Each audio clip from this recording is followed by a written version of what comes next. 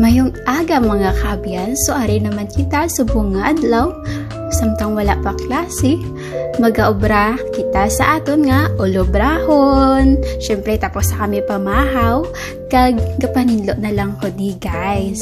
So sa wala pa klase, maobra ko di danay, subong daw hindi pa man siya tamaan ka budlay. So as a working student, pag may klase na, grabe naman ang bira-bira. Subong, pataw kay tatanay. Damo may gapamangkot sa akon guys, kung budlay gid pala ang mag-working student. So para sa akon, kis budlay, pero labay man lang naa.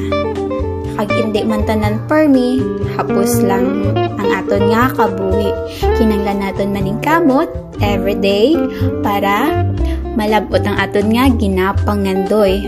Updan talang na siyang prayer kag pagpaningwa. Guys, wala kit imposible sa tanan nga bagay kung gapaningwa ka lang. Hindi lang sagi ka lang dahambal, wala ka man maginahimo. So, make an actions yun sa every nga plan